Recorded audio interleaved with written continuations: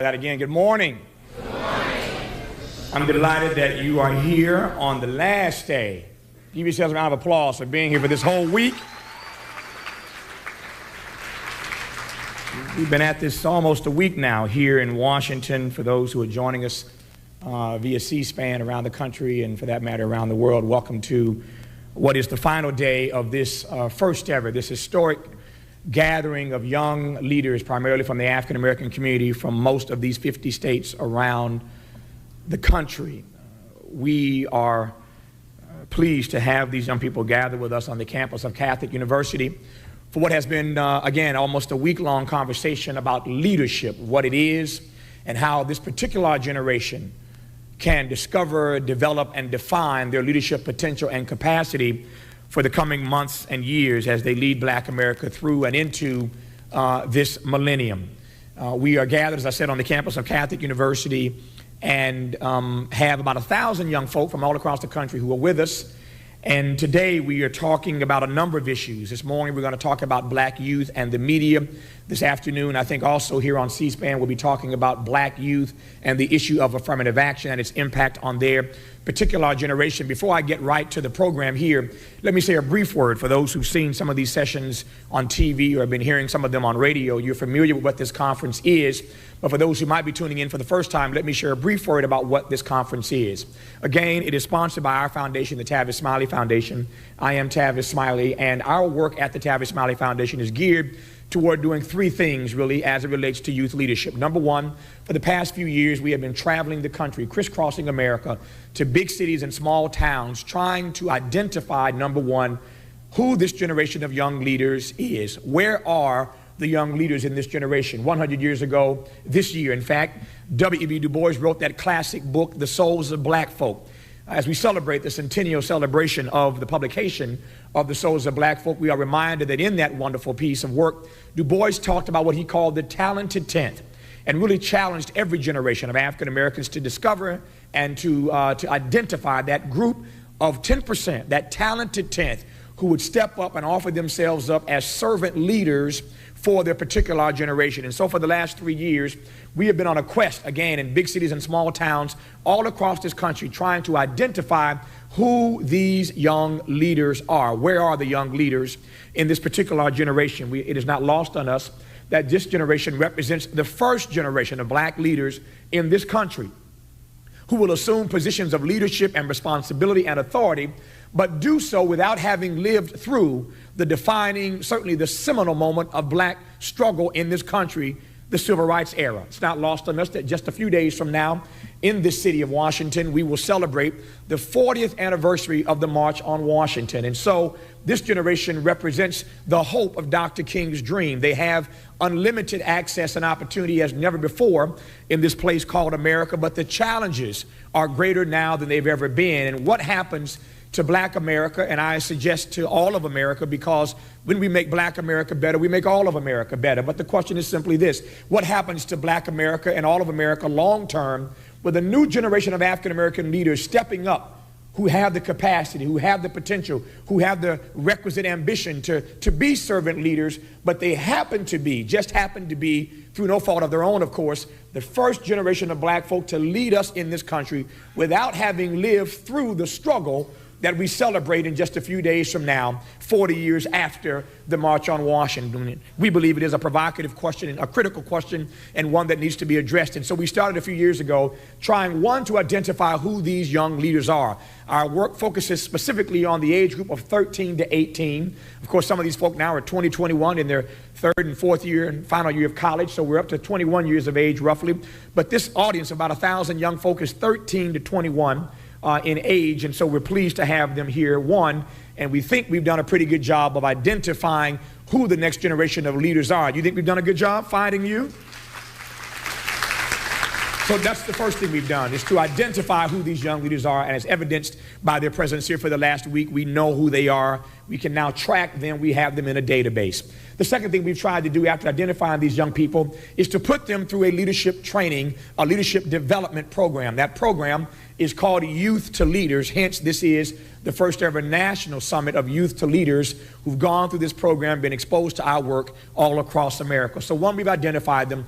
Two, many of them have already gone through a youth to leaders development program. And thirdly, we thought it just made good sense to bring all these young folk together, to give them a chance to be exposed to each other, to enlighten, to encourage, to empower each other, to dialogue and discourse, to agree, to disagree with each other, but to establish the relationships and the bonds and associations and friendships and strategic alliances to network with each other. We are determined that out of this conference, a young Malcolm will have met a young Martin, that a young Ida B. Wells will have met a young Harriet Tubman, that a young Thurgood Marshall will have met a young Asa Philip Randolph, that a young Dorothy Height will have met a young Rosa Parks. That's what this conference is all about. And we are now in the final day of this conference. It's been a great week here in Washington, talking and engaging and, quite frankly, listening to, most importantly, these young people as we have dialogued and not so much monologued about the leadership challenges facing this particular generation. And so we've discussed all kinds of topics over the last few days here at this National Leadership Conference. Today, as I said a moment ago, there are a couple of major topics we're going to tackle. This morning, we want to talk about the intersection of black youth and the media. I've often said that when you talk about young black men in particular, you see black men on television in one of two positions, one of two roles you see them starring in: handcuffs in the front or the handcuffs in the back. What is it about this particular generation that has made their presence in the media so contrary to what this generation really represents? What is it about the intersection between black folk and the media that presents an image that is antithetical to what they are all about, what they are attempting to do, and what is against, obviously, again, their best interest? And so we're here today to talk about the intersection of black youth and the media, but that raises all sorts of questions: social questions, economic questions, political questions. And so we are pleased today to have a conversation that features two wonderful presenters. We promised these young folk when they came to Washington that we would do our level best to expose them to the best and brightest that black America has to offer. And I don't have the time now to run the list of all of those great men and women who've come through this conference to speak to these young people, to engage them in dialogue and discourse about the issues that matter to them. But trust me when I tell you that everybody who's anybody making a contribution to black America has come through this conference, and we've been delighted to have them. This morning is no different. We're going to bring two speakers to the podium, one for a presentation first, the second for his presentation, and then they will be joined on this panel that we're going to have engaging these young people by a young person from this group. Will join these two speakers on a panel here so that we can have some dialogue directly with the audience of young people who you see sitting before me. It is my pleasure to expose these young people to one who they may have heard of, one who I know they read, but have never had a chance to meet or to dialogue with. His impact on the social discourse, the political discourse, the economic discourse in this country is growing every single day. He is a syndicated cartoonist. His strip is read in 300, 400. The number keeps growing so fast, I've lost count. But hundreds of newspapers across this country every single day. I read his strip this morning in the Washington Post, and it's funny. It's a J-Lo thing. You got to read the Boondocks, today's cartoon strip in the Boondocks, and see the conversation between Huey and Riley. It's much funnier when you read it than when I tell you, so I'll stop there. But it's funny. Huey and Riley have a fascinating conversation and somehow intersect gay marriage and J-Lo. You got to read this to understand. I know I've confused you now, but anyway, read the Boondocks today to see what Huey and Riley are saying about the intersection of those issues. But every day, with two young male African-American characters, namely Huey and Riley, this particular syndicated cartoonist has a lot to say about the issues that this generation is being forced to grapple with. He's a graduate of the University of Maryland, and as I said earlier, has a voice every day that's being heard and offering a perspective on the pages of our newspapers that has never been there before. He's done something historic. I mentioned to these young people, mentioned to you, I guess yesterday or the day before, that there are two kinds of folk in the world.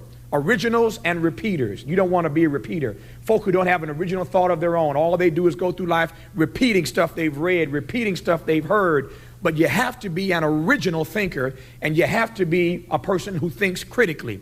He does this every day, and he makes us laugh in the process. I've always believed if you can get folk to laugh, then you can get folk to listen. And there's no better example that I am aware of a person who gets us to laugh and to listen every single day in newspapers all around this country and indeed around the world. And he is part of the best and brightest that Black America has ever produced. Please welcome the creator of the Boondocks, Aaron McGruder.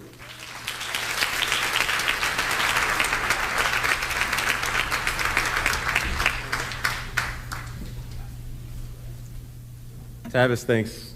He's very kind. Thank you to all of you for being here. Thanks to the audience for C-SPAN. I've got my phone here to keep track of time, so if it goes off, I'm not trying to be, I'm not trying to be a baller. I'm just trying to keep track of the time.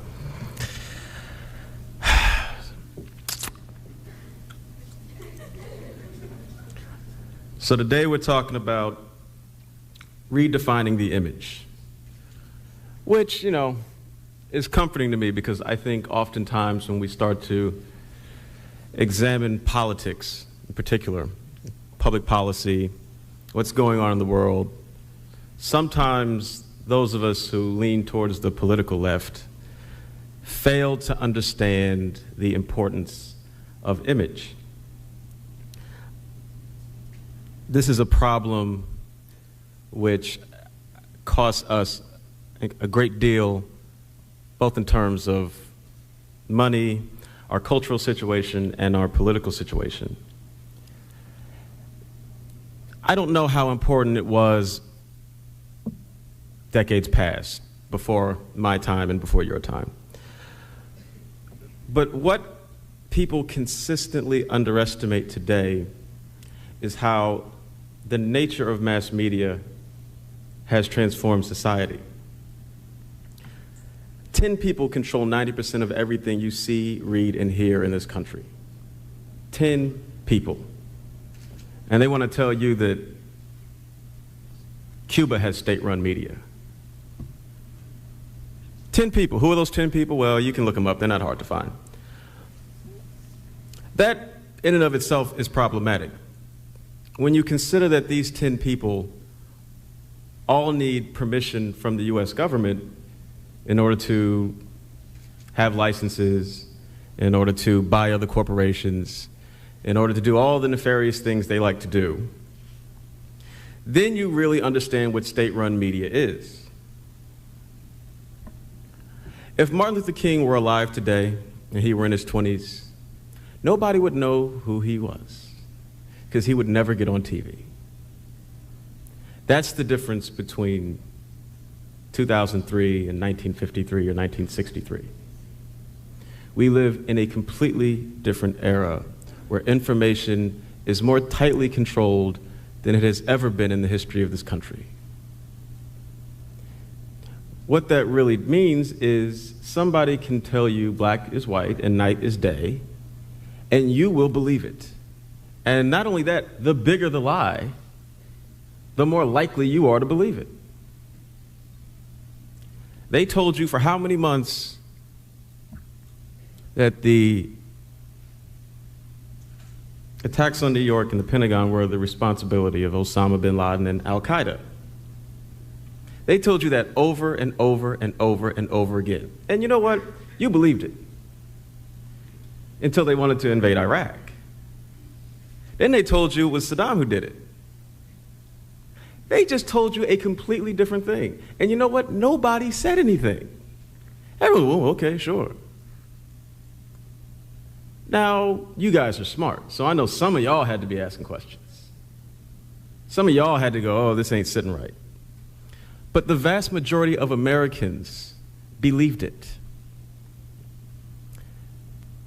How many of y'all are old enough to remember, well, I guess none of you are old enough to remember Iran-Contra. I'm barely old enough to remember Iran-Contra. But I won't get into that. There is such a limited amount of truth available for you to acquire, to digest, and to apply. This is not an accident, and it's not just a conspiracy against black people. This is the world in which you live today. As leaders, the most important thing that you have to remember is that the nature of power changes. These people who run the world, they may not be good people. In fact, they're really, really bad people. But they're not stupid people. Rarely do they make the same mistakes twice. Meaning, whatever worked before, whatever strategies, whatever tactics, whatever plans were really successful 30, 40 years ago, they're not going to work anymore. They've learned those lessons. We're coming up on the anniversary of the March on Washington. One of the most memorable moments in American history, something that has ingrained itself in all of American culture, because we can look, we can remember, all of us seeing the footage of all those people, Martin Luther King, the speech, the singing, all that stuff. It was a big deal. Then we had the Million Man March, 1995. We've seen that. That was the response. It wasn't that big a deal. It was a big deal for like a week. Y'all are probably too young to remember that, but you know, we all went, we felt good. It was like a moment. But there was something that felt a little old. And then there was a Million Mom March and a Million Black Women. There's been like 500,000 people marches since then. To the point that when we're on the verge of the Iraq War, no, actually after the Iraq War started, some 400,000 people march in New York City. And they don't even get on the news. This is what I mean when I say that the nature of power has changed. The Civil Rights Movement, what was so amazing about it was that there was a brand new tactic. Mass media was new. Television was new. And they realized that they could use this new thing to their advantage. That they would be showing people the oppression that black Americans face, and it would be beamed across the world. It would be the first time these images were being seen in this nature. And they used it masterfully, and it worked wonderfully. But in 2003, nobody cares about your march and your picket sign. And even if they did, they'll never know what happened. Because you won't get on the news. This is what image is. This is what we're talking about. Wresting control of information from those that have it and those that don't want to be honest. Those that want to use that information to put a stranglehold on the entire planet. So those same people who are, you know, flipping through and they're watching Fox News and they're watching CNN and they're watching MSNBC and they're being told how popular the president is and all of that stuff. Then they flip a few channels over to BET and they watch You Act Like Idiots. And that's all they see. They only see you acting like idiots. And you can get mad if you want. You can go, oh, that's the media. Okay. Yeah, it's the media, but they're still watching you act like idiots. And every week there's somebody new on television acting like an idiot. And they look like you, and they dress like you, and they talk like you. Are y'all mad at that? But are you really mad? And if you are mad, the question becomes, what do you do about it? The interesting thing when you talk about the media and the media and the media and the media and the media, and they making us look bad. Well, one, please take responsibility for yourself, because, you know, those are real black people up there looking bad. But two, It's really good to have these discussions with the media. The media's doing this, the media's doing that. Well, guess what? The media's been doing the same thing for a minute, and they're going to keep doing it. So now that we've established that, we actually have to get into the very tough and unpleasant discussion of how to actually change the media. To that, you have to understand how the media works. You have to understand who these companies are that control everything you see and hear and read. You got to know about Viacom. You got to know about Sony. You got to know about News Corp, Disney, Bob Johnson. You have to understand the system that produces the images that you see. Many of us like to think it's a bunch of white people sitting around in a smoky room going, I wonder how to make black people look bad. I moved out to Hollywood about 4 years ago. And let me tell you, I wish it were that simple. But it is nowhere near that simple. The first thing to remember is that what drives this country is money and profit. Generally, most things that are going down today are going down because of money and profit. Absolutely. The wars, the peace, stocks, and every single TV show you watch. Believe me, what you see on television when you turn on CNN and you turn on MSNBC, that's entertainment. News is what people try to suppress. News is what they do not want you to know. What you're seeing is fun and games. What you're seeing is what's put out there to keep you stupid. Now, I know that sounds really conspiratorial and all of that stuff, but let me tell you, I've been in Hollywood for 4 years now. I've been working in the newspaper industry for a bit longer. Information is controlled, absolutely on every level. And then I have these discussions and people go, oh, right. Like the White House is really calling people, telling newspapers, don't run this story. They are. The White House calls newspapers, the White House calls musicians. Are you going to put a video out?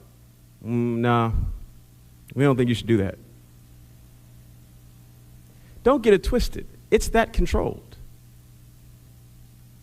Everything you see is there because someone wants you to see it. So you figure out how the system works, and then you figure out, well, what's motivating the people behind the system? Why do they want you to see certain things? Why do they want black people looking silly? Well, it's simple. I mean, how many people have seen The Matrix? How many people have seen the second Matrix? Well, you got to see the second Matrix. Dr. West is in the second Matrix. The point is that struggles used to be organized and planned a bit differently. You used to be able to go, and there were communities, there were institutions in the community. People would go to a church, or they would go someplace, they would organize, they would meet, the movement would build, the ideology would spread, and action would take place. Why doesn't that happen now? Because everyone's getting their information from mass media. 90%. It's coming from there. So if it's not on TV, it doesn't exist. It's irrelevant. I can't knock on your door and say, brother, sister, join the revolution. You will laugh at me. You're like, what the hell are you thinking? I'm not joining anything. Who are you? I'm calling the police. I was having an argument with some young people in Cuba about this very thing. Why is there no revolution in the United States? Why is there no armed revolution like we had in Cuba? Simple. Americans have television and drugs. We're a little comfortable. Actually, you know what? We're really comfortable. And black people, we have it bad, and we somewhat self-aware, but we don't have it so bad that we're ready to pick up a gun. We don't even have it so bad that we're ready to go to jail.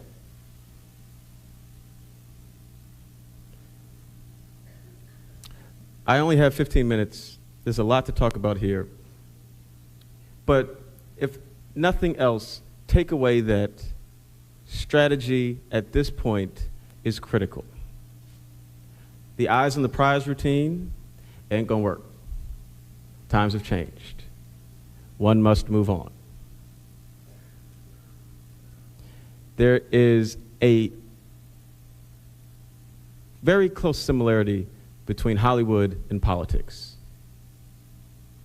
The right wing knows it, the left wing does not. That's why we run people like Al Gore and Ralph Nader for president. And I voted for Ralph Nader. Because we don't understand that you got to be a movie star in order to be elected president. Literally. And now you got to be a movie star to be elected governor of California.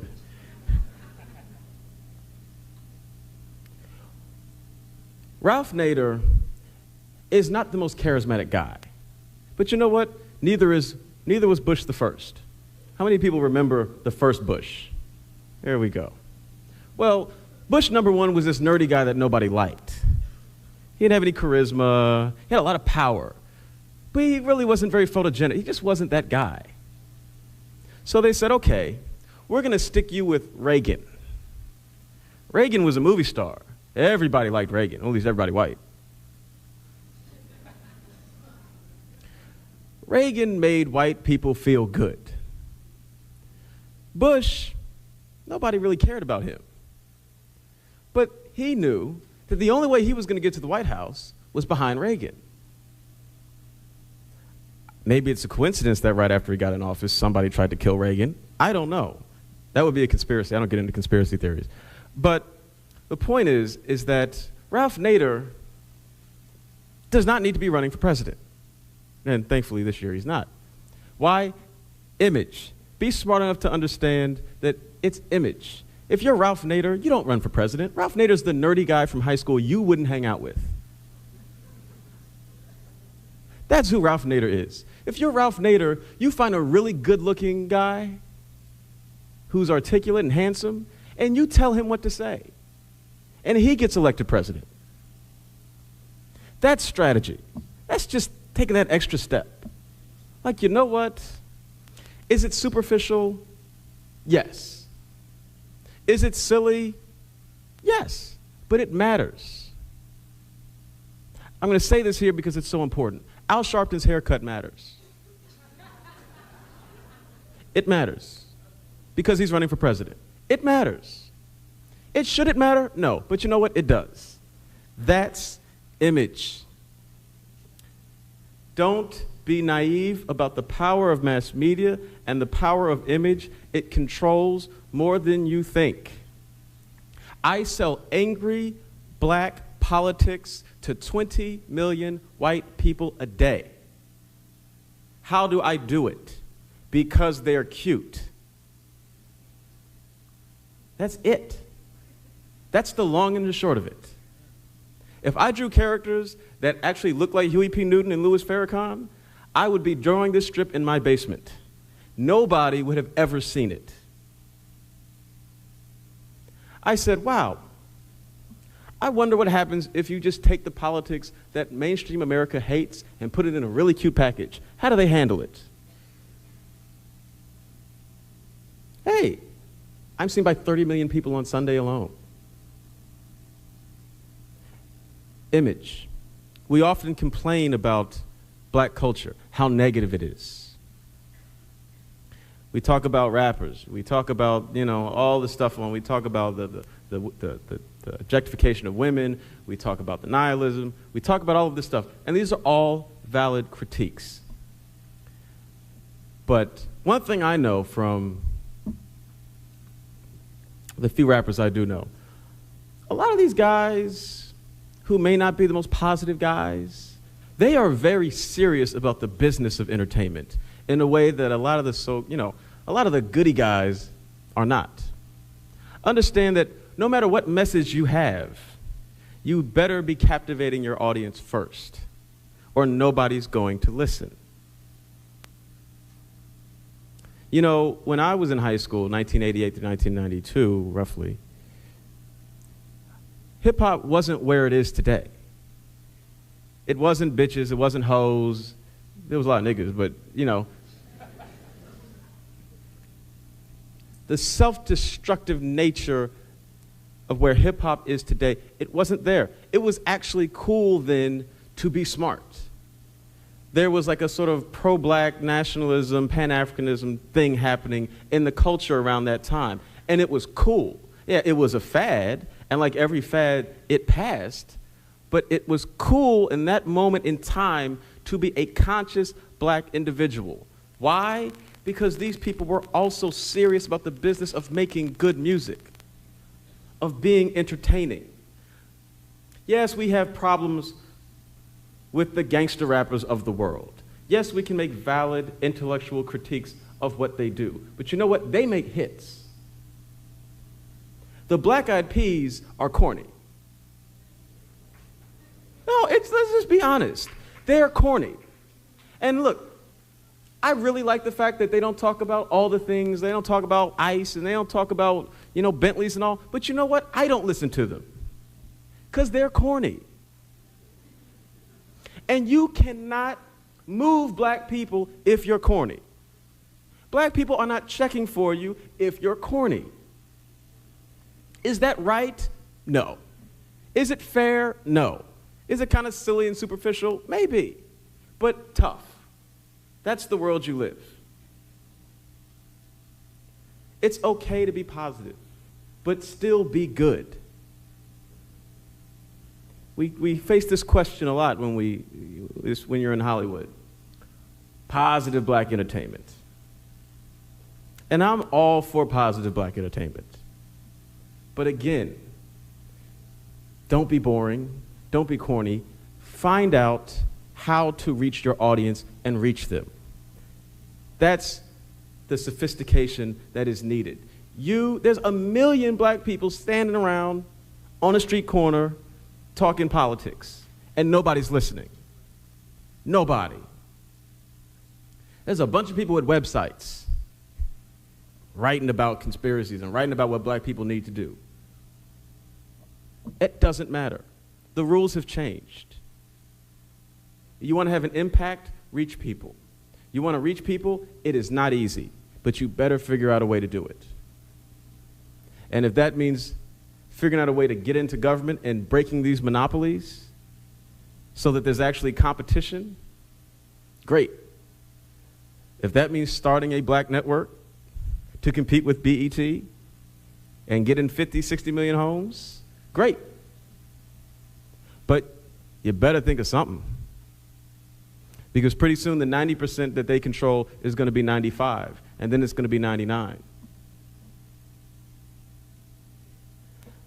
The type of media control that we're facing now, the impact is staggering on us, black people. We really like to think of ourselves as the most creative geniuses on the planet, right? What the hell is so creative about 13 years of gangster rap?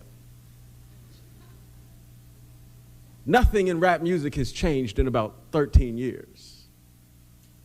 And we're supposed to be so brilliant. We're supposed to be, we feel ourselves on that. Everyone follows us. Yeah, they following us straight to hell. For real. You don't have the luxury of mistakes. Don't have it. Everything you do has to be right. Everything. Now, when it is right, people are so amazed because the expectations of you are so low that you will really be able to achieve amazing things just by having your stuff together. Show up on time, and people are astounded. They are astounded. Should the expectations of black America be so low? No. Is it fair? No. Is it right? No. But that's what it is. That's image. Right now, our image is that of lazy, stupid people that never show up on time. So you know what? Show up on time. Break the mold. Understand not only what the world thinks of you, understand what you think of yourself, and understand who's controlling these images. When I was in high school, Queen Latifah was a black revolutionary. Now she's, bringing down the house.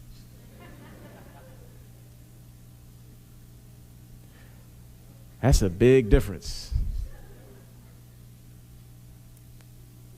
Now, the Queen Latifah, who was a black revolutionary, was broke. Bringing down the house, Queen Latifah is rich. They call her Dana now.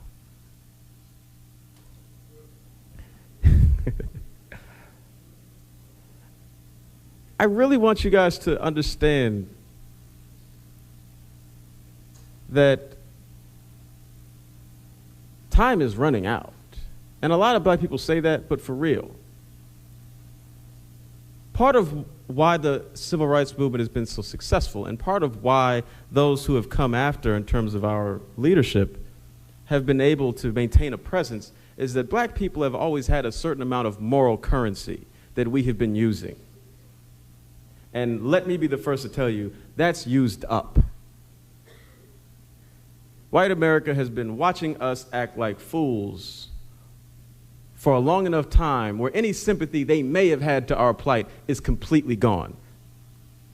You're approaching a country that, forget hating black people or not hating black people, they just don't care. You can be talking about affirmative action, they can be like, I don't care.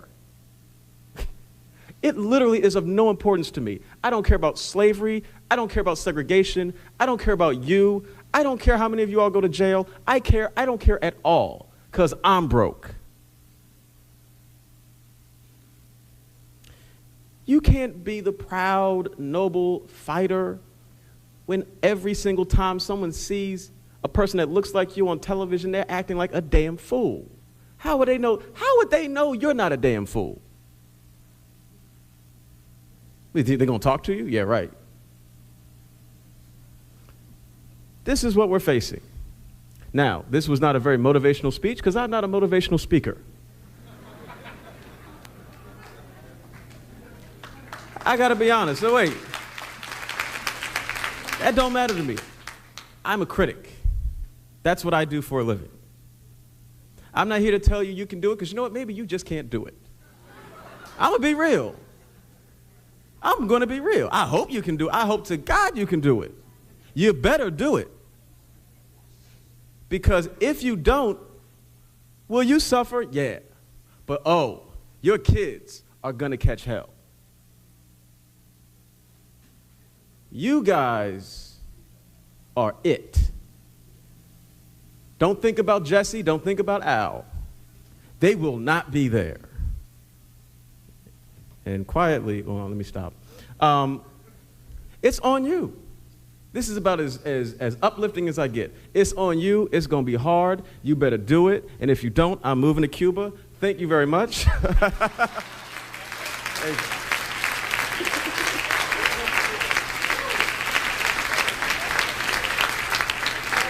Y'all give Aaron McGruder some love up in here.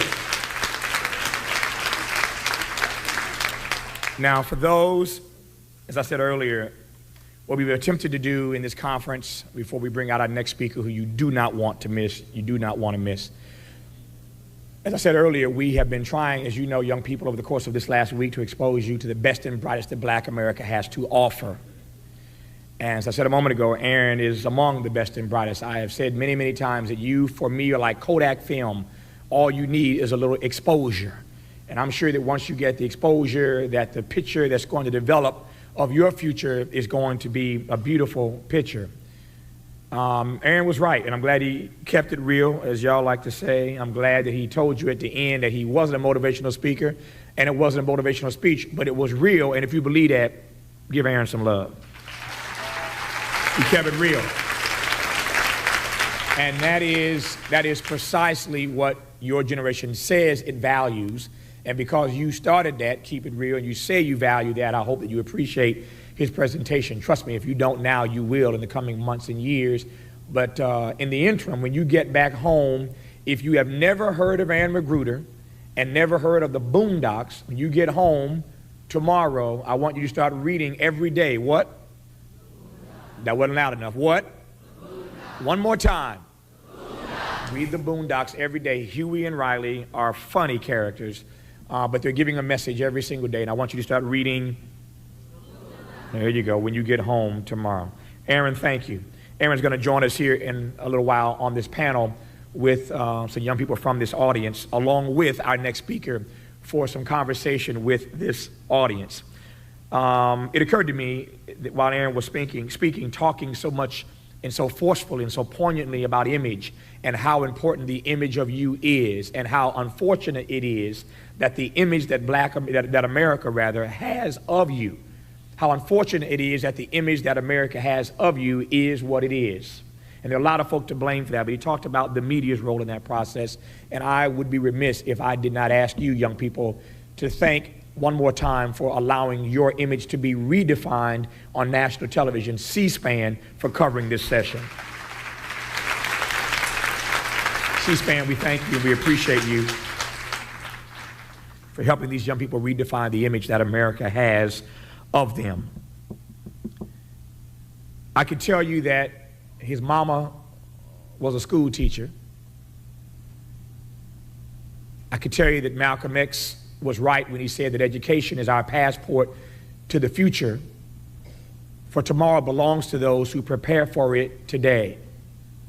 His mama understood that and instilled in him, along with his father, but his mother was an educator, instilled in him a love, a lifelong love of learning. Miss Irene B. West in Sacramento, California, instilled in her son a lifelong love of learning. That learning has now, over the years, metamorphosized into leading. He leads as an academic at the greatest institutions in this country. He was educated initially as an undergraduate at Harvard. I love this. I love trivia. I'm a trivia kind of buff. So just a little trivia for you. Doesn't really matter. It doesn't matter, but it's interesting to me. All the brothers certainly know. How many brothers love football? Love football. The host of Fox NFL Sunday, the brother, what's his name? JB. We all love JB, right? Give JB some love. We all JB. We all love JB. JB went to Harvard, played basketball at Harvard. JB and this cat were roommates years ago at Harvard. Kind of interesting trivia. They were roommates as undergraduates at Harvard. He is now a professor at Princeton, having taught at Harvard up until a year ago. He's now a professor at Princeton. He's written all kinds of books. One of his bestsellers, the one that I recommend, write this down, add this to your reading list. As you know, over the course of the week, we've been giving you books, recommended reading when you get back home. Some of these books we've been distributing to you while you're here. Other books we've asked you to write down to get when you get back home to continue to grow your leadership capacity and potential. Write down this title, Race Matters. Race Matters. I've seen a couple of young people, a couple of people I see holding up the book right now, brought it with them. A couple of people I saw walk over to Dr. West before he came out and ask him to sign their copy of his book. So some of you are already familiar with Race Matters, have already read it, and indeed have gotten Dr. West to sign your copies today. But get that book, Race Matters, when you get home, by our speaker today. He doesn't just write books. He doesn't just teach. He's a performance artist as well. A couple years ago, he put out a CD, spoken word. He loves the art form. How many people love spoken word? He loves spoken word, Deaf Poetry Jam, and all that good stuff. He loves spoken word and put out a CD a couple of years ago called Sketches of My Culture. So if you're into spoken word and you want to hear his CD, it's called Sketches of My Culture, speaking directly with a message of enlightenment and empowerment to your generation on this CD. You heard Aaron McGruder reference the fact that he is in the Matrix Reloaded. So he understands how to bridge this intergenerational gap. So for those who have seen the Matrix Reloaded, he played the role of Counselor West at the head of the big table. Counselor West in the Matrix Reloaded. I've said all that because I think all that's significant for you to know a little bit about who he is and how fortunate you are to have him address you today. But let me close with this before I bring him to the podium.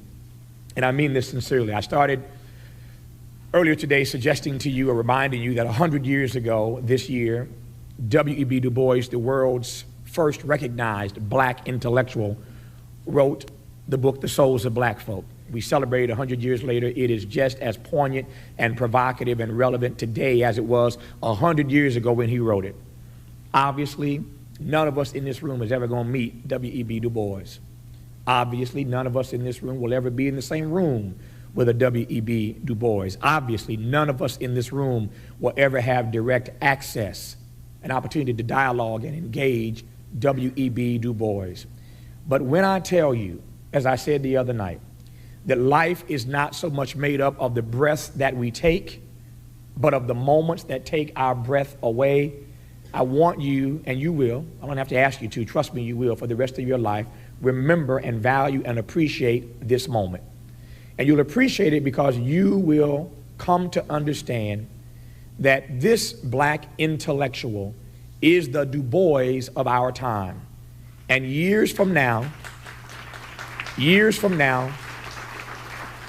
you are going to be able, to Aaron's point, to tell your kids and your grandkids that one day in August, on the eve of the 40th anniversary of the March on Washington, you were in D.C. in a room with Princeton professor. Please show some love to Cornel West.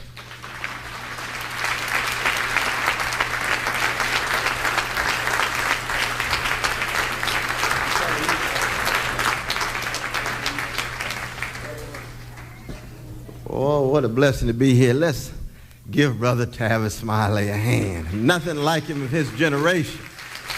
Nothing like him in his generation. Not only constituting this gathering, but in so many other contexts. He plays such an important role, and he keeps such a gentle spirit, and that's what I want to talk about this morning. Tavis Smiley is a paradigm. He's a model in so many ways, and I hope that each and every one of you are inspired not simply by what he's doing, but what he also represents. If we're talking about redefining image and preparing young black folk for leadership, we're talking about approaching it with a certain kind of spirit. Now, I was blessed this morning to meet Brother Jonathan Quarles and Sister Alicia Wyman and Sister Hosanna Turner. Let's give all three of them a hand. They're young leaders, co-chair and help bringing us together, but they're approaching it in a certain kind of spirit. We heard it with Brother Aaron McGruder. He's a historic figure. Now, what do I mean by certain spirit? I mean that they decided early on, and I want each and every one of you to decide right now to aspire to greatness. Aspire to greatness. Say that with me. I aspire to greatness. Say it louder than that. I aspire to greatness. Why? Because you come out of a great tradition. A tradition of struggle, of Sojourner Truth and Harriet Tubman and Ida B. Wells Barnett and A. Philip Randolph and Ella Baker and Curtis Mayfield and Aretha Franklin and Tupac Shakur. I'm talking about greatness. I met Tupac when he was 10 years old in Reverend Daltrey's church, House of the Lord Pentecostal Church, where I used to lecture every Wednesday, where his blessed mother Afeni would bring him, and he'd sit right on the front row and watch me run my mouth. And you know what I told that brother? Aspire to greatness. Now, greatness is different than success. I'm not telling you to be successful. A whole lot of folks successful, not too great. A whole lot of folk have public notoriety, not too great. First sign of greatness, especially as a young person, is self-respect, self-confidence, and self-love. And the benchmark of greatness, you read it in the New Testament. He or she who was great among you will be your what? Your servant. It's measured in the form of service. Are you willing to serve? Are you prepared to serve? So I want to begin a brief reflection on you aspiring to greatness, because it's not a plaything. much depends on whether you're able to achieve a certain level of greatness in the form of service to others. That's why you've been selected.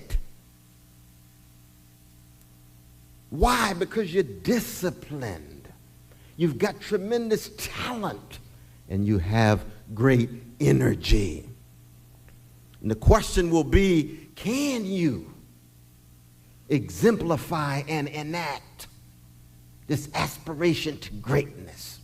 And let's begin first with Socrates.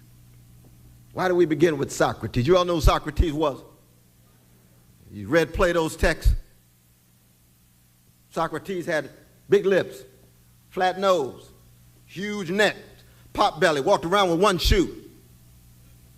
Remind you a little bit of John Coltrane on the stage sometime, playing the saxophone with one shoe. But what was Socrates about? Aspiring to greatness in the form of what? Saying the unexamined life is not worth living. Let me say that again. The unexamined life is not worth living, which means the examined life is painful. The first step in your attempt to aspire to greatness is to muster the courage to think critically for yourself, because the unexamined life is not worth living. What Socrates called parrhesia, frank speech, plain speech. The best of hip-hop, the best of the rap musicians. And I'm thinking of Chuck D. I'm thinking of Lauryn Hill. You see.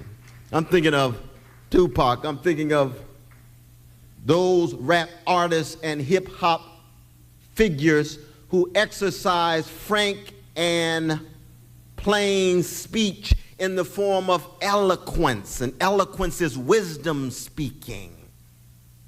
They muster the courage to think critically. Part of the challenge of not just the younger generation, but all of us, is that we're locked into too much conformity, too much complacency, and both are species of cowardice. Folk play hating on you, resentful, envy, jealousy. That's rooted in insecurity. That's rooted in cowardice. We're talking about courage. For those like yourselves who aspire to greatness, the first step is to try to muster courage to do what? To think for yourself. Resist peer pressure. Resist those attempts to somehow make you mainstream rather than cutting against the grain. There's no such thing as aspiring to greatness and being a conformist. You must be a non-conformist. I love Brother George Clinton when he used to say, you know, deep down all of us have to recognize that we just featherless, two-legged, linguistically conscious creatures born between urine and feces who emerge from the funk. Emerge from the funk. And the question is whether we're going to cut up against the grain in the short amount of time that we are here.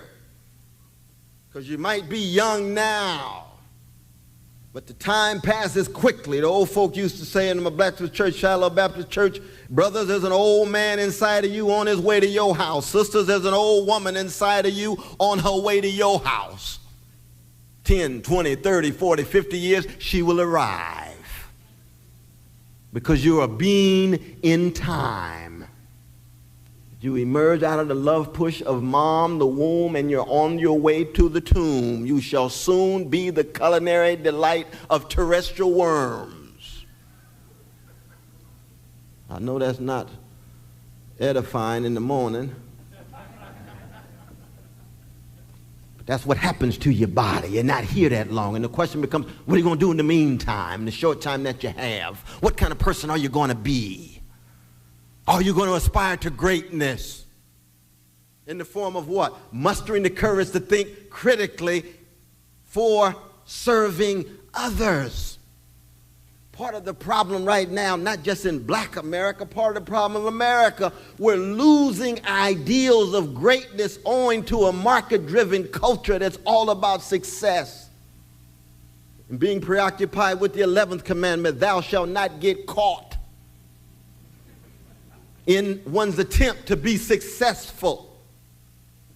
But I come to you this morning as one who was produced by a tradition of four mothers and four fathers that said, if we do not aspire to greatness, there will be no high quality leadership, and those persons who are caught will perish. Their souls will perish, their lives will perish. And when Du Bois wrote in 1903 in Souls of Black Folk that he was looking for a slice of young black people who were willing to be great, he meant for you to be great servants so that you could prepare yourself. You would put on the whole armor of God in Ephesians 6:10 through 15. To be prepared for a battle, a psychic battle, a spiritual battle, a political battle, an economic battle. And that's why I hope out of some of you wonderfully brilliant folk, we get some great intellectuals who are serious about the life of the mind and understand the life of the mind, not only having intrinsic joys and pleasures, but also a weapon in struggle for freedom. I hope we get some great artists like Brother Aaron McGruder. I hope we get some great sculptors, some great pharmacists, some great doctors, some great lawyers, great politicians.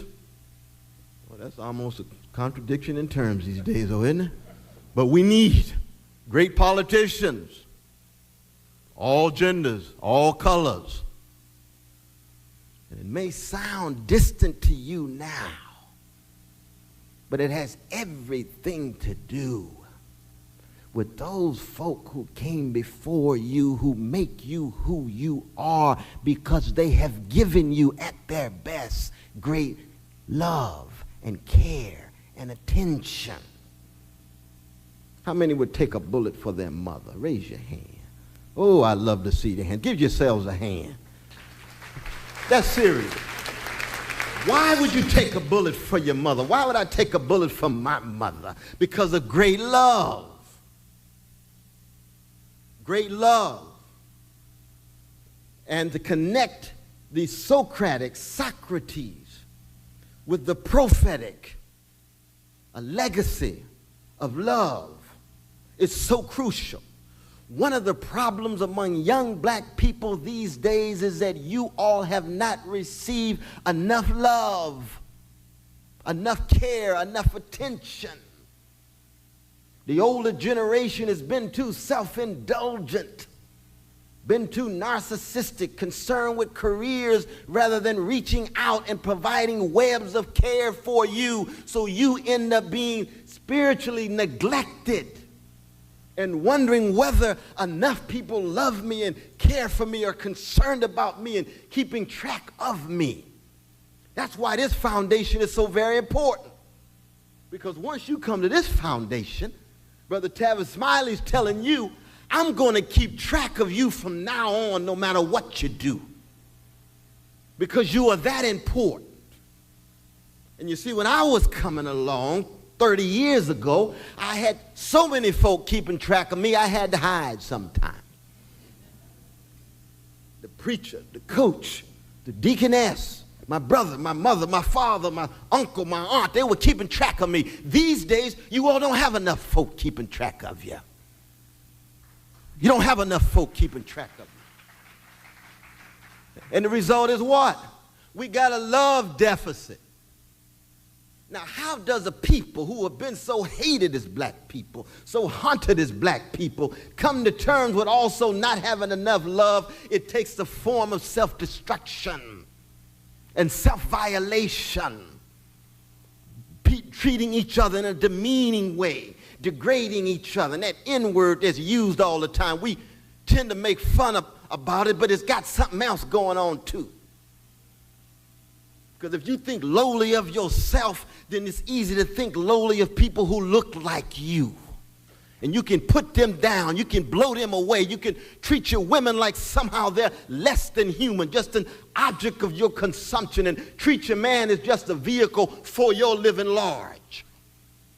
No people can survive with that low level of aspiration. We're aspiring to greatness. And that's why the love is so very important. How many of y'all have heard John Coltrane's The Love Supreme? Yes. And more of you plan to listen to it, I hope. How many of you read Toni Morrison's Beloved? How many of you listened last night to R. Kelly's Step in the Name of Love? Oh, yeah. R. Kelly got issues now, but he's a talented brother. Oh, yes, he's a talented brother. We need to criticize all behavior that demeans anybody. But we also need to affirm genius. R. Kelly's a complicated brother. He deserves serious criticism. I got a daughter. I don't want her to become involved in certain kind of activity. But I also love his music. See, Step in the Name of Love gets me moving. Oh, yeah. Because what R. Kelly is articulating is not just something individual and personal. He knows that love is a way of life. It's a culture. He says it's something you have to live and breathe, especially if you come from a people who are so hungry for love because of the self-demeaning and the white supremacist bombardment coming at us. And part of the problem in black people has always been we do not love ourselves enough. It's a deep problem. Believe we have the wrong hair, lips and hips and nose and skin texture, pigmentation. And you can love yourself and love white brothers and yellow sisters and red brothers and brown sisters, but you've got to love yourself. That's where your self-confidence comes from. That's the basis of your aspiration to greatness, but it has to spill over, so it's just not deifying yourself, but rather putting yourself on the same human level so that you can be great, a better servant, because you've prepared yourself. I cannot overemphasize this because I get excited. I get inspired when I see so many talented, disciplined young folk like yourself. I just turned 50. I don't really look it though, do I? I just turned 50. And I'm blessed to be alive, right? I had cancer a few years ago, didn't know I was going to make it or not. So to be able to have this chance to spend this quality time with you, and I hope and pray that each and every one of you are serious about that promise of aspiring to greatness. And to be great doesn't mean that you're better than other people. It means that you have a calling to serve other people. That you can make a fundamental difference, not just in your life, in the life of others. That's why Socrates, that's why Jesus, and the best the prophetic Judaic tradition, the best of the prophetic Islamic tradition, make a difference. A courage to think for oneself and the courage to love in such a way that you're willing to live and maybe even die for other people, beginning with mama. Last but not least, I'm going to bring this to a close. We have a good time for dialogue. You all have been very patient, and I appreciate it. There is the issue of democracy. The Socratic, the prophetic, and the democratic. And democracy is about what? It's about what Sly Stone called everyday people. Y'all know Sly Stone is? All right. James Cleveland, call them ordinary people. Y'all know the great James Cleveland? Absolutely. The lives of everyday people, the lives of ordinary people have dignity. What's the name of the Negro National Anthem?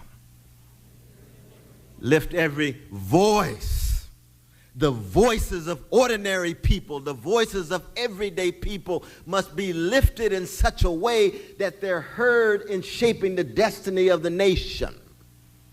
that they're heard in the decision-making processes of institutions that guide and regulate our lives. Well, we're in a crisis right now in America because America is an empire with tentacles around the world, with recent invasion of Iraq and occupation of Iraq. It's an empire, and there's a deep tension between an empire and a democracy.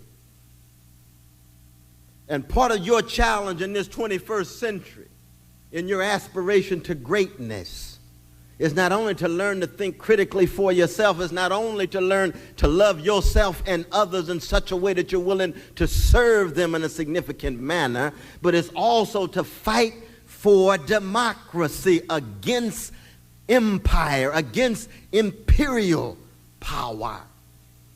And it seems like an abstraction, but it's not at all. How many have friends in the Army right now? Look at how all the black folk got friends in the Army. The U.S. Army is a working class and lower middle class army. It is a major extension of the American empire. The well-to-do don't have large numbers of relatives in the army. It's my cousins, friends in the army. And if not there, in the prisons, and if not there, here on C-SPAN, working hard, being disciplined, and highly talented. And we don't have enough of the images of what you all are doing in the public realm to see young black folk who themselves are willing to dedicate themselves to greatness such that they're quality servants and fighting for democracy against the worst of the American empire, which is arrogance, hubris, manipulating folk, exploiting people's labor, concerned fundamentally with profits, the way Brother Aaron McGruder was talking with such insight and courage. I know that's a whole lot to put on you. And I believe that you do have what it takes.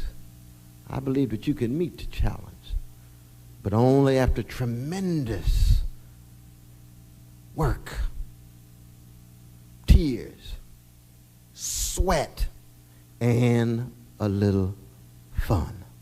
Thank you all so very much. Let's have a good dialogue on these issues that we're dealing with, and stay strong in what you're doing.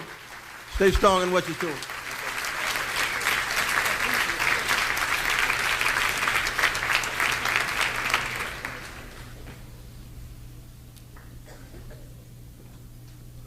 I know you can do better than that for Professor Cornel West.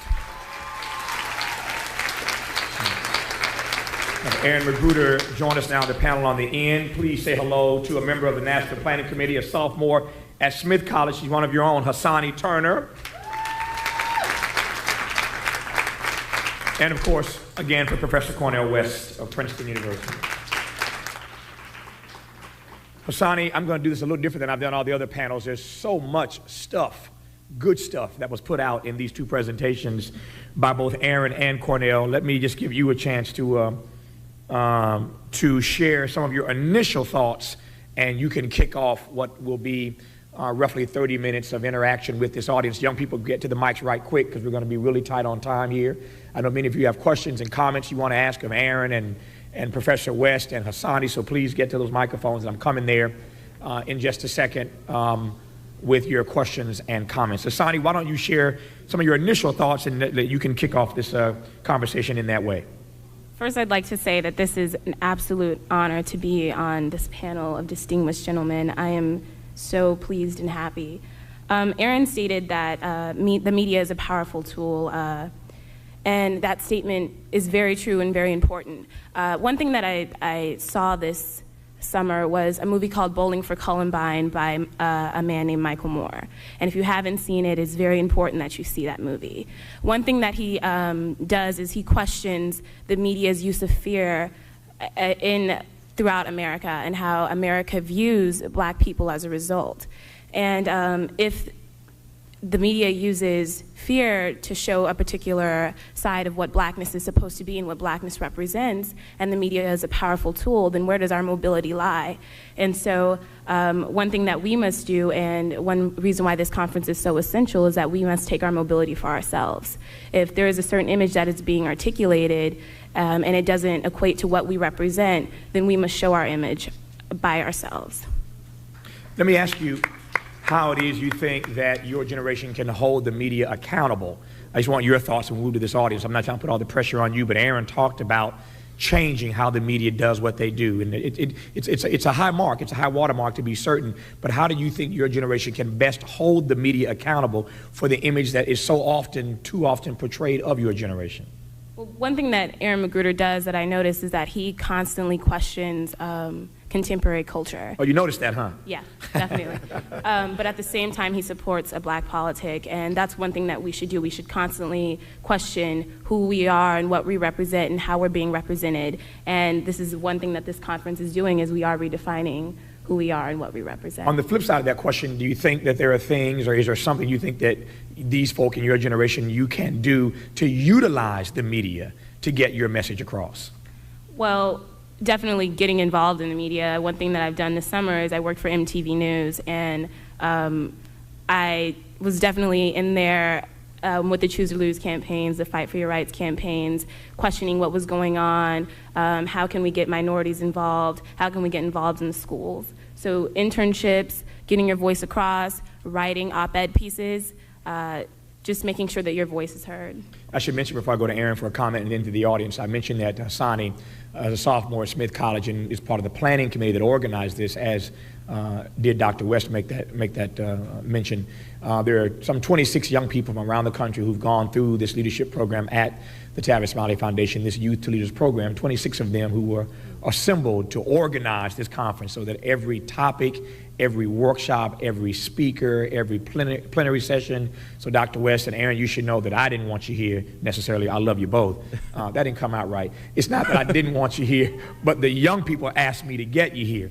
So they put together a list of everything they wanted and how they wanted it done. So it's 26 young people who actually planned this conference. Hassani is on that committee. I thought I better explain what I meant when I said the planning committee. But I digress on that point. I didn't mean to say, you know, I love you, Aaron. What's your comment, my friend? The important thing about when you're talking about the corporations that control the information is that, you know, we can look at them, the 5 or 6 or how many of them there are, and we get frustrated and we get angry at them as corporations. But understand those corporations are made up of people.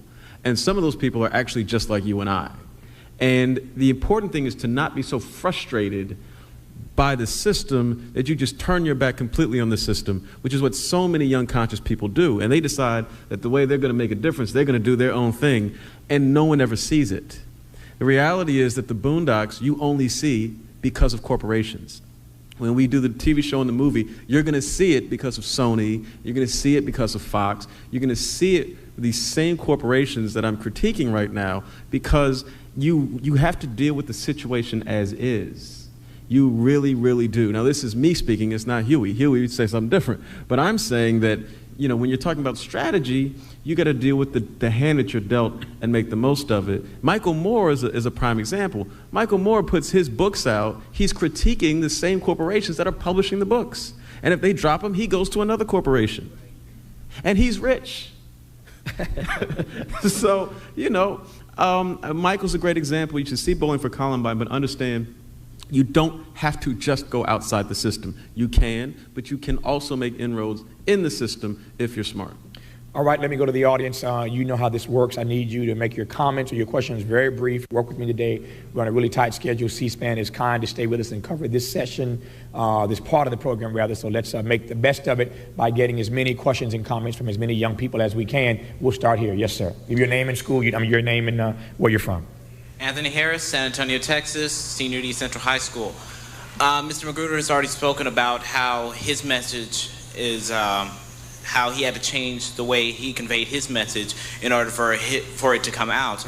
But my question is directed towards Dr. West about how have you had to alter your message or in order for us to understand it? And has it been compromised in any way, and do you feel upset about doing so?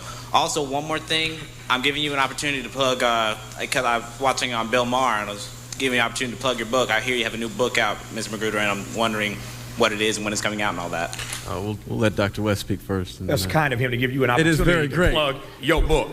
Thank you. We appreciate that, I'll young send you a man. royalty check. Thank you very much. How kind of you, sir. All right, Cornel, go ahead. Well, I appreciate the question, though, brother. Just very briefly, that I had decided a long time ago to aspire to greatness in the form of being a servant that tries to tell the truth. When you love people, you hate injustice. When you hate injustice, you try to tell the truth about the causes of the injustice so that it can be overcome. And I try to do that in the context of the university, try to do that in the context of the studio, try to do that in the context of film, try to do that in the context of the streets, the church, the mosque, the temple, the synagogue, the street corner, even at the nightclub, to give me a little chance, you know. So that whatever context, you become multi-contextual because of your one vocation of being a truth teller and an exposer of lies and trying to bear witness in one's own imperfect way. Aaron? Real quick on the issue of compromise, don't confuse compromise with strategy. You make the decisions you have to make in order to get your message out to the widest number of people to do the greatest good. Now that's a constant decision. There's a constant process of self-censoring, of being checked by others because you want to stay in those mediums. And my challenge is always to be truthful and honest while maintaining my client list. Because without the client list, nobody knows who I am. Nobody reads what I'm saying. Since you're going to force me, the new book is called A Right to Be Hostile. It comes out the last week of September, first week in October. And there you go. All right, thank you. Yes, sir. Good morning. I'm Samuel Flemings, and I'm a sophomore at Florida A&M University, and I bring you greetings from Philadelphia. It's been said that in order to be a leader, one must lead by example. Now, we were talking about the news. In the past and the present, our celebrities, sport athletes, and even leaders have been made an example of by being spotlighted for doing wrong, committing acts of adultery, and even committing major or minor offenses. How supportive, as leaders, how supportive, forgiving, and even sympathetic do you expect the public to be when news drops that puts their moral character into question? Well, I mean, look, I don't expect anyone to be perfect. I do expect people to be a little smart. I don't feel sorry for people who are just really stupid. I'm not perfect. No one here is going to claim to be perfect. We all make our mistakes, and certainly, we all going to have a time we're going to ask for forgiveness.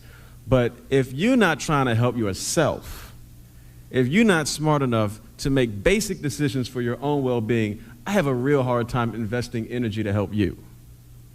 That's just me. And that covers not just athletes, but a lot of things. I think it's important to keep in context what we mean by crimes, you see. That the kind of thing that Kobe Bryant or R. Kelly and so forth, these are things that warrant some attention, but the crimes that we see perpetrated by the White House, Wall Street, the corporations, these things are tremendous weight and gravity that we downplay. Now, I happen to be a Christian. I'm proud to be a Christian, and therefore I believe in forgiveness across the board. I don't like revenge. I love justice, and I take forgiveness seriously because we all fall short. So I pray for Brother Kobe. I pray for R. Kelly. I pray for all the folk falling short. I hope somebody's praying for me because I'll fall short. But I also want people to take responsibility. That's why I do agree with Aaron there. I think Aaron might be a little bit harsher on him in terms of stupidity. See, stupidity is something that I actually embrace as something to overcome, but I know there's always an element of stupidity in anything I do. You see what I mean? So that I still want others to forgive me even if I do something stupid. But that's just my Christian view about this thing. But we need to be loving in our critique. I tried to do that with R. Kelly in my talk. You see what I mean? I'm not going to let him get off the hook. Those sisters are human beings. But I also love the brother partly because of his genius and also because he's a child of God. Yeah.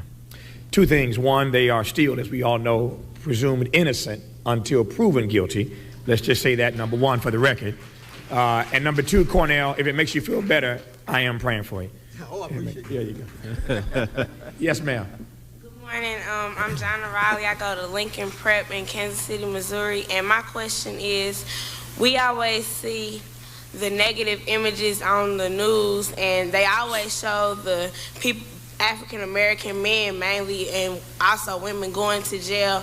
How do we get the positive things that we as youth, like us here, how do we get those shown on our local news and on a national level? It's a good question. First of all, you do it by thanking C-SPAN again for carrying this right now. Let's do that, number one. And number two, Hassani, Aaron, Cornel.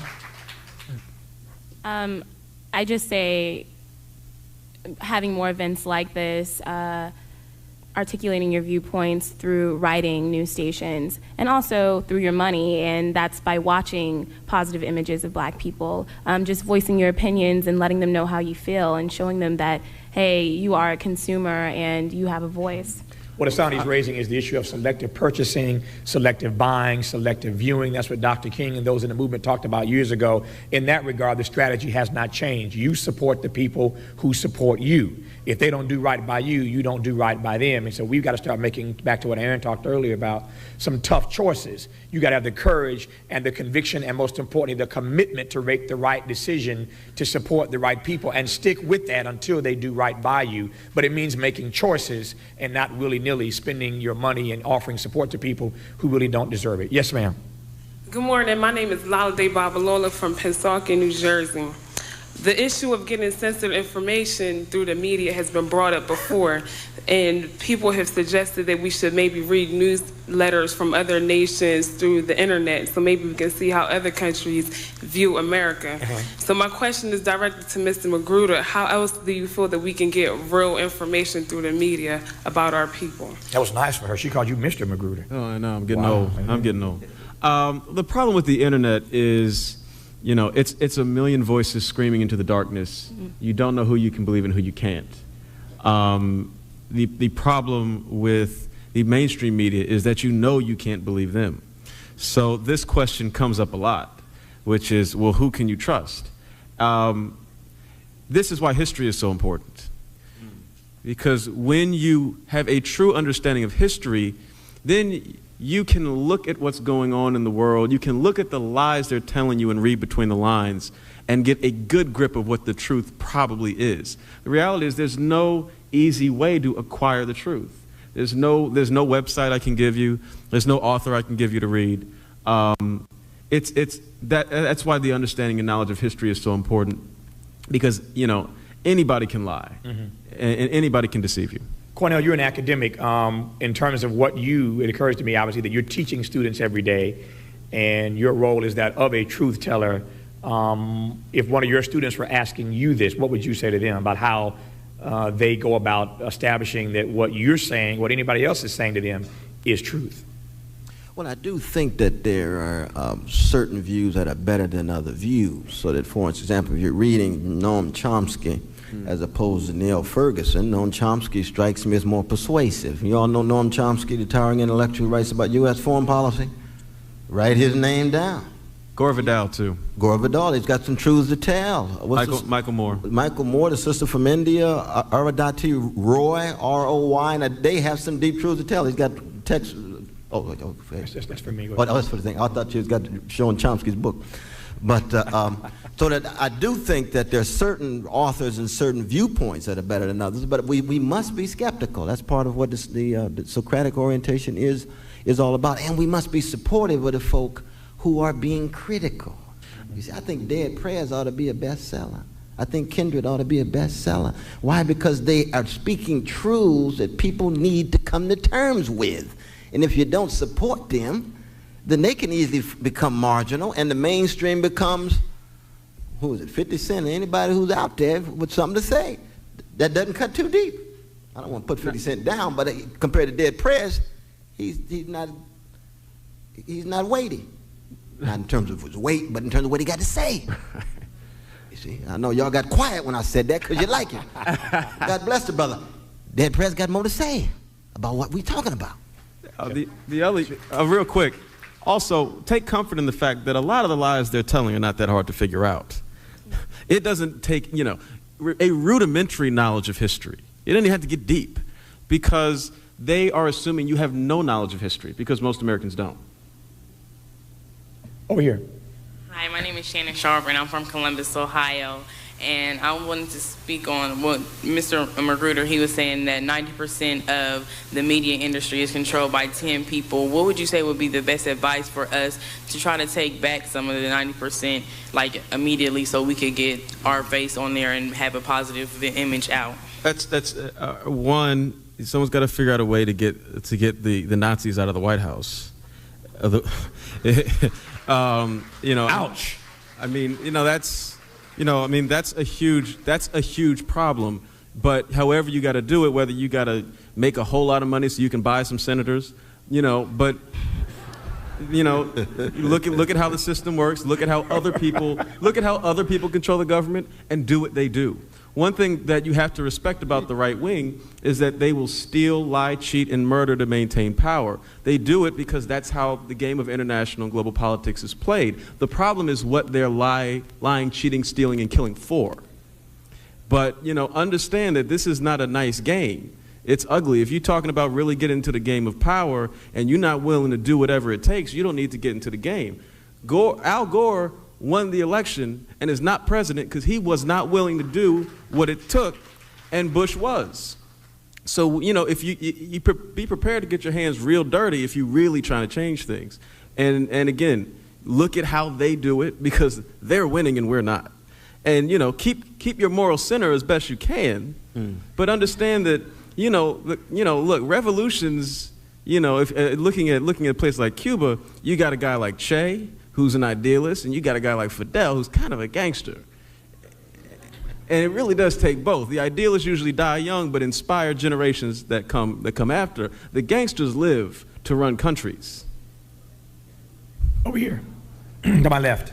Hi, I'm Brandon Middleton from Chicago. Chicago. Chi-Town, I see you. My question would be two questions, actually. Is the image of black people now, or our younger generation, worse than what you would say it was back in Dr. King's day, how the white people saw the black people? And two, as black people are getting more intelligent and moving forward, how hard would the struggle be once we're knowledgeable to take that 90% over? What steps should we take, and how hard will that be? Will the struggle be? I can only assume that question is meant for Dr. West, since he's the only one who was around with Dr. King. Oh, brother, that's a profound question, though, man. Because I would argue that the image is basically the same. The white supremacist image of black people as hypersexual and hypercriminal was around since the first African stepped off a slave ship. You see, the difference is that our black communities and black institutions are weaker. So our black family, the black church, the black mosque, the black synagogue, the black network in music, the apprenticeship networks and athletics, they're weaker, so that those vicious images are more internalized among black youth because the armor is weaker. If you don't have a strong armor to deal with white supremacist bombardment, then you will end up viewing yourself through the images of the racist stereotypes that are perpetrated in the society. Cornel, let me jump in right quick, because I think somebody in this room may not understand how it is that you argue that our institutions are weaker. As black folk have made more progress, as we make more money, as we have more education, we are doing better now. To be sure, racism is still real. For my money, still the most intractable issue in America. But as we have progressed over the years with more of this and more of that, how does one argue to these young people that our institutions in that process have become weaker? Well, we know the family is much weaker. Divorce rate stronger. More the brothers drifting. The mothers overworked and underpaid, trying to keep track of the kids themselves in quest of their own forms of intimacy that makes it difficult for them to preserve their sanity. Y'all know what I'm talking about? This is real. So you can have all the material toys in the world, but if the love's not there, the care's not there, the attention's not there, you still got a problem. And you end up addicted to what? Television, drugs, sex, anything coming along to give you some sense of transcendence from your pain. So we're wrestling with this pain, especially younger generation. For young folk to have to wrestle with this pain, it's much more difficult because you're younger, you're more inexperienced in this regard. And you do what? You tend more to being shaped by both mass media and your peers. And of course, the gang culture is just one way of socializing folk into a certain kind of love connection, but it's linked to some criminality. So that I think your question is deep. I couldn't fully, adequately respond to it, but I think the images are the same, but our institutions are weaker, and therefore we have more work to do. Over here.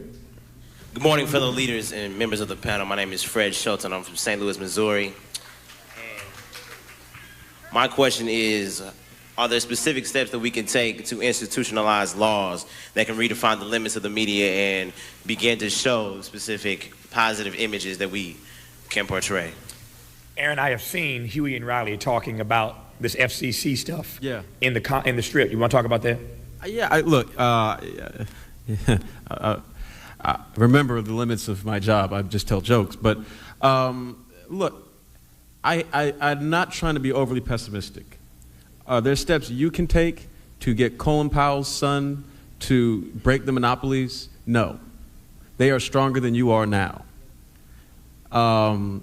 That's why I say look long term at how the right wing does what it does. It involves money, it involves power, it involves connections that are built up over many, many, many years.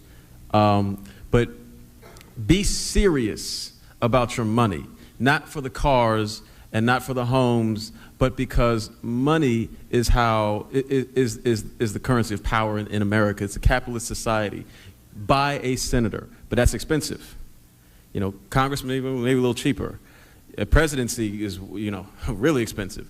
But, you know, I don't know if there's any other way to break the corporations and break the monopolies and to make the FCC bend. Remember that you no longer, like, I'm so glad Dr. West said it, you no longer live in a democracy. So first step is get rid of that illusion that you can somehow vote your way into breaking a corporate stranglehold on media. That's never going to happen. You have to do it another way. Now, you know I get a lot of hate mail for letting Aaron McGruder come to my foundation and speak to a room full of 1,000 black youth and telling them they no longer live in democracy. I can hear my phones at my office ringing right now. Right, but I'm not the only one that said it. He said it too. Empire is empire. You can be a democracy, you can be an empire, you can't be both at the same time. You can't. We got democratic energy in the empire so that we can create some possibilities, but we can't be naive and think that the democracy is healthy and working well in an imperial context. That's the thing. Over here. Good morning. My name is Adrian. I'm from Arlington, Virginia. And, well, I got a comment because a young lady said that why most of the times that there's a comment in the news is always bad. There's nothing good about, like, black folk community or any kind of race. There's the news are always bad. Even though some good happens, they don't put it in the news because people want to know what happened to black community or any kind of community, and it's always something bad about them. There's nothing positive about it. Let me turn that into a question. Why is that? Why is it that every single thing on the media about children of color, young people of color, happens to be negative? Well, she mentioned Bowling for Columbine, which is why it's so important to see that movie, because he delves into this question. And the basic idea is, if you get teased with a news story saying, you know, the air you're breathing might kill you, film at 11, you're going to watch. And that's about money. That's about scaring you into watching. And, I mean, all these terror alerts is scaring you into not only watching the news, but scaring you into doing whatever the government tells you to do. Fear is a very, very powerful manipulative tool, and it is being used to excess at this point in history. Propaganda, fear, all this stuff. I mean, to me, that's what it is. And I think also there's a fear of the power of young black people. That young black people have created the most powerful culture, hip-hop, the most powerful music, rap in the last 35 years. And that's from the street. That's from the block, you see? That's tremendous power. That's spiritual power. That's creative power. That's musical power. That is now an empire, economic empire around the world. So there's a deep fear that you all have so much power you don't even recognize. You don't even realize it. They fear your intelligence. They fear your creativity. They fear your imagination. And the question is to exercise it in such a way that it aspires to greatness and doesn't fall into these ugly traps of racist stereotypes. I got 4 people, 2 on this side, 2 on this side. I'm going to try to get to all 4 of you in 5 minutes. Give me a quick question. We'll get a quick response. Yes, sir. All right. Thank you. Good morning. My name is John Marsh. I'm a delegate from the Mighty Fourth Region. And my question... Mighty Fourth Region? Which region is that, though, bro? That's Michigan and Ohio. Oh, all right. And my question is quite simple. Each panelist, please take a stab at it. I want to know how each of you identify your purpose in life. There was some discussion on that earlier this week, so please share that. A very good question. Give me the short version of how you discovered what your purpose in life was, Dr. West. How'd you figure it out? Oh, when I converted to Christian faith, I decided to love my way through the darkness, to leave with some kind of witness so that when people recognize me, they say that he's doing his best and thinking and loving. Asani? It's kind of hard to articulate my purpose. I'm 18 years old, so I haven't quite figured that out. But one thing that I'm dedicated to right now is the political and economical mobilization of marginalized people, specifically youth. Aaron? I think I figured out my purpose somewhere between Matrix 1 and Matrix 2. Which is to unplug as many people as I can from the system. Over here. That's nice. What's up, everybody? My name is Charles Huggins, and I go to Southside High School in Atlanta, Georgia. And just for the dude who do the comments, I want to know, what did it take for you to get your comments in the newspaper? We may have to talk about that because that's a long story. I'm sure all the audience at C-SPAN doesn't want to hear the boring details of being a syndicated cartoonist. But if you come up to me afterwards, we will discuss that. Aaron and Dr. West are going to stick around for a few minutes afterwards, and he can answer that question off mic. Yes, ma'am. Sharina, I'm from Washington, D.C., and I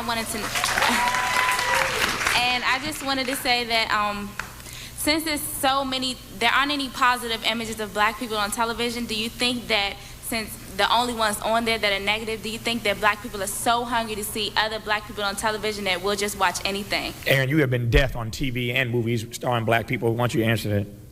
Okay, real quick, I don't think all the images of black people on television are bad. I think most of them are bad. To the second question, yes, we will watch anything. That's the short answer. There's the short answer. Over here, last question. My name is Tiffany, and I'm from Brooklyn, New York. Brooklyn. And I heard that there's a new ruling that allows companies to have more power over the media. How would that affect our ability to redefine our image on television? It's going to be harder. Very hard. Go ahead. I mean, that's, you know, and it's not just it was television. hard before, and it's going to be real hard now. Cornel? It's not just television, but it's radio. You see, when I was coming along, we could hear quality music on the radio. Yeah. We heard Marvin Gaye, we heard the Isley Brothers, we heard Curtis Mayfield on the radio. The radio nowadays is so flattened out, and you hear the same songs every 19 minutes, every 19. You say, what about all of this talent? All the talent in young black American, young white American, young red American, young yellow American. You mean to tell me that's all they can produce is what's on the radio? No, it's because there's a monopoly of the radio stations that through various networks don't allow great music, so you end up with a music industry over here and a recording industry over here, and the radio concerned only with the recording industry. And it's a small slice of those, you see. And you know, we're not just talking about, you know, the Roots and Most Def. Prince can't get on the radio. No, this is like Prince. Prince. That's right. Can't get on the radio. Stevie Wonder. Yes. He can't get on the radio. They ought to shut the whole system down. Look, you know, right now music has been, like I said, there's been 13 years of gangster rap. Why? Because when something is allowed to change and evolve, it is unpredictable. That means you can't predict profits. Black music, black culture has been held down and raped like a woman. It has not been allowed to move, change, run, grow, anything. And that's very serious business, because that's the greatest tradition among black people. So when our music is low quality, our souls are low quality, our spirits are low quality, we can't love, we can't reach out, we can't be in solidarity. And it's a question of balance. Look, I really like Jay-Z. I do. Jay-Z's incredibly talented. And I like Beyonce. I like Beyonce. But the issue is not those guys. The issue is that there are other people that are preventing other voices from being heard, so that there's no balance. When I was in high school, there was balance. We had De La, we had Tribe, we had NWA. We listened to all of it. We loved all of it. Now someone else is determining what you are allowed to hear. let me do this. I want to give each and every one of our panelists a brief opportunity to share their final thought. And what I would like to do is to say, to get each of you to address the issue of why, in fact, it is that you remain hopeful. I know that Asani Turner is not here. I know that Aaron McGruder is not here. I know that Cornel West is not here. Absent of a reason to believe, absent of some hope. So let me start with you, Aaron, and tell me why it is that despite all the challenges that this generation faces around these media issues, social, political, and economic issues, why it is, in fact, that you, even as a 20-year-old, in your 20s, remain hopeful about your future and about their future. Look, you know, when I created the strip, all conventional wisdom said it would never be seen, and I personally thought it would never be seen. And the fact that I can look at what I do and see its distribution, see its reach, see the things that I've been able to accomplish in the context of what I'm saying and how strongly it opposes, you know, what the government is saying, what the media is telling you. And I've found a way to use these same mainstream channels to get a different voice through does give me hope. You know, I can't say everything is terrible, because if it was, I wouldn't be here. I would not have a career. So clearly, things are possible. It's just a question of finding the right way to go about it. Let's thank the creator of the Boondocks, Aaron McGruder, for being here today. Thank you, Aaron. Sonny, you're 18. You're just getting started. You got to remain hopeful. So tell me why it is that you are hopeful about your future.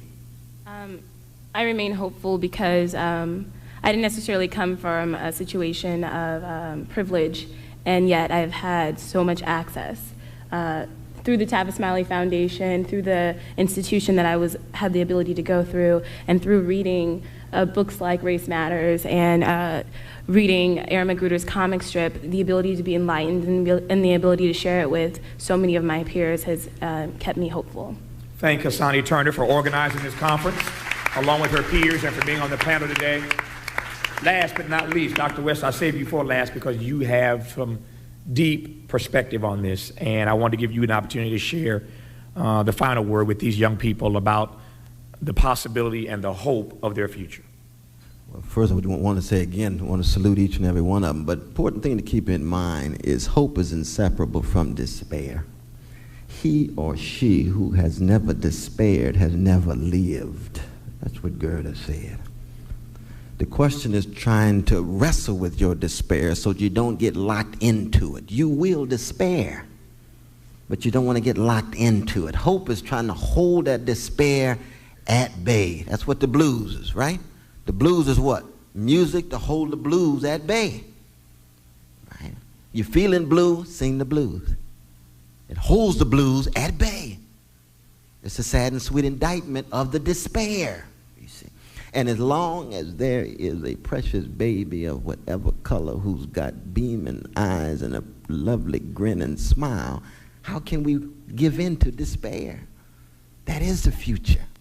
And thank God that people did not give up on us when we came along as young folk. And that's part of the great tradition that you all can be a part of if you aspire to greatness. Thank you very much. God bless each and every one of you. Please stand to your feet and give all of these panelists a real youth to leaders. Thank you for being here for this discussion.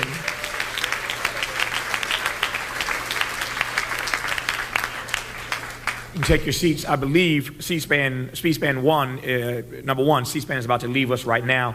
And I believe that later this afternoon on C-SPAN, there will be the final mega session covered live on C-SPAN this afternoon. I believe somewhere around 4:15 Eastern, a provocative discussion with these young people who are obviously at the center of the debate in this country about affirmative action in higher education and beyond. So that will be coming forth, I believe, later this afternoon, somewhere around 4:15 Eastern on C-SPAN, a discussion about that. Thanks, C-SPAN, as they leave us one more time for covering this session.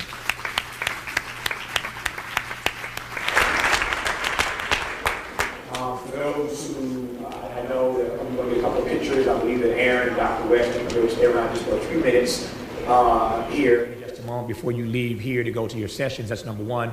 It's got to be very quick. I know how you young people are, and I know you want to talk to them, and they love that, and you love it, and we all love it. But we're a little bit late for your sessions, but I thought it'd be important to give you a chance to see these two historic figures, the first brother to do what he's doing with a cartoon strip, and the Du Bois of our time, Dr. West. I didn't want to cut that short, so facilitators, forgive me, running a little bit behind. So young people, please make your way. Don't move yet. Don't move, because we got a couple of announcements, as usual. After the announcements, I need you to move as quickly, take your seats, as quickly and as expeditiously to your sessions as possible. Having said that, let me ask the panelists to exit stage right, Snagglepuss. Exit stage right. I'm sorry. Who's doing the announcements? Is that Mia? Who is this? Oh, yeah, Monique, I can see. Please welcome Monique Hutcherson with the announcements. Monique?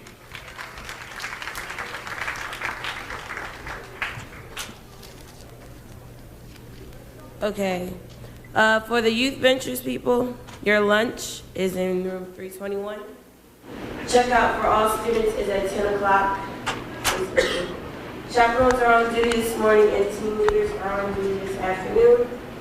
Lunch for team leaders and chaperones is at 12:45. It's in the third floor cafeteria. Also, for students who are going on class tours, you want to make sure that you all get to the buses.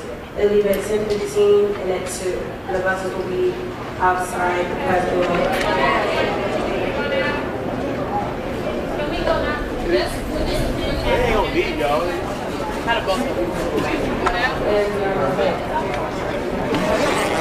Coming up in a moment, our series on rebuilding Iraq, followed by another chance to see Cornel West and Aaron McGruder, and a discussion on federal sentencing guidelines.